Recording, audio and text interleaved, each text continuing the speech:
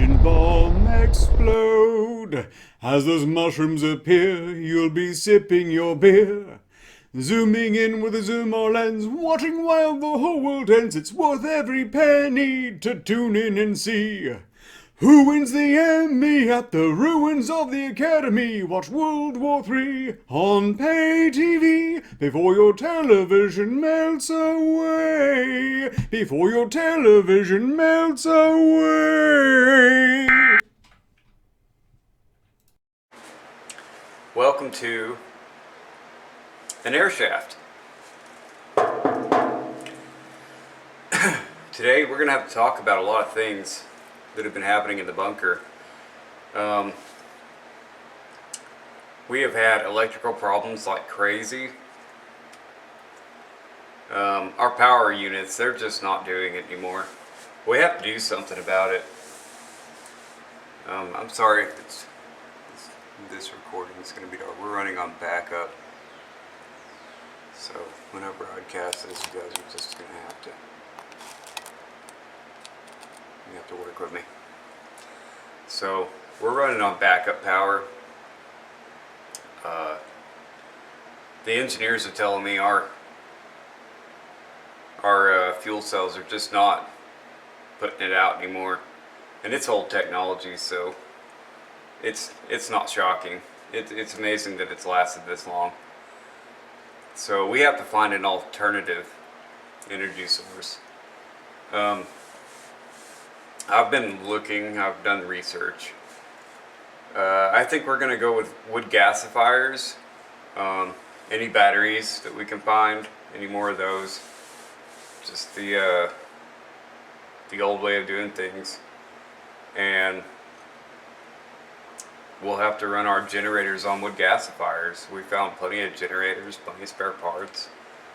The main deal is going to be, it's going to be producing the fuel for it, which really it shouldn't be that hard. It's wood. It's wood from outside of the bunker. We'll go gather it. No, this is just the very beginning. You can't probably see that. Let me see if I can. It's pretty dark in this air duct, but so this little pellets of wood. See, just limbs basically from fallen trees and stuff. It's in our yard. It's in the scrap yard. It's in the woods, and it's mostly already fallen down. It's in the surrounding everywhere. There shouldn't be a whole lot of need for just gathering it up and chopping it into sticks. And then we need to make a thing. Which brings me to what I'd like to suggest to anyone out there.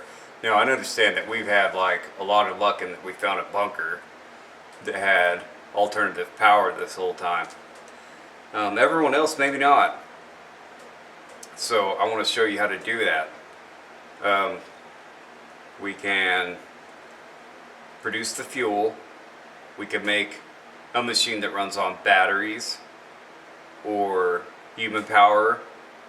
That's how I got that. I tried that, human power, and everything's old and breaky. I tried to fix it and it just broke some more too. But plastics did not age well. So that works. You can do it. It does take a lot of time. So what I want to do, I've hit the scrap yard once already. I want to make a machine for mulching up sticks to use as fuel in the wood gasifiers.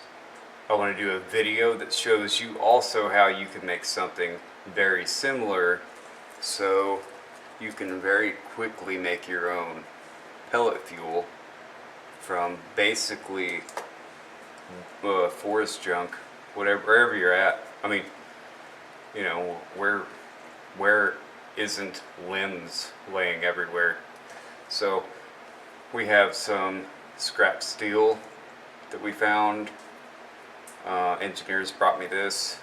I think this was from the Corey area. You know, we have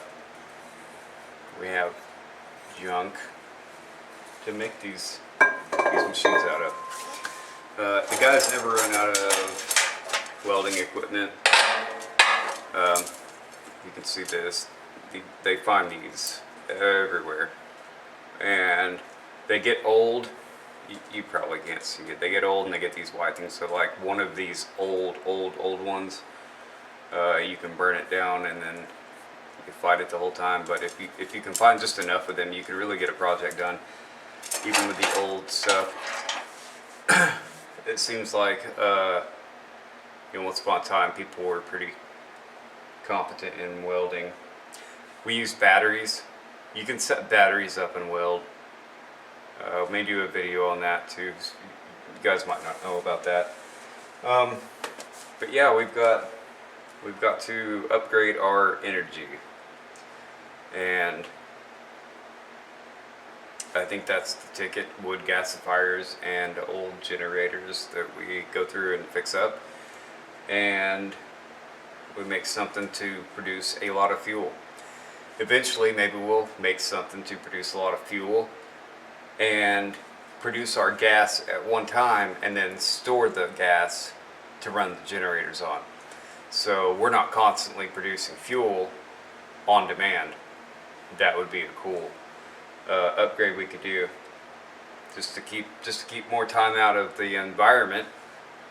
Once you leave these tunnels, ducts underground, you're susceptible to harmful UV, and there are pretty intense pockets of radiation that you can check for. But so we need to be protected as long as possible. Producing fuel that can be stored is a great way to do that for long term. So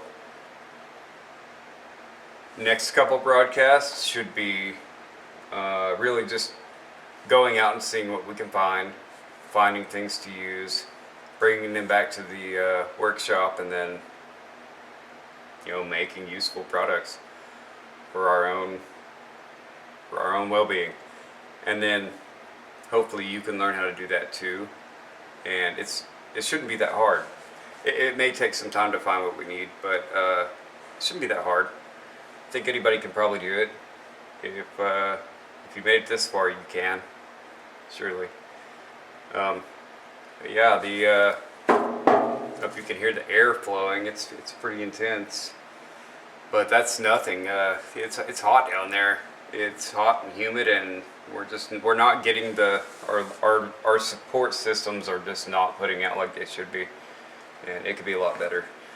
But yeah, guys, see you on the next one, and we'll learn something together. Okay, bye.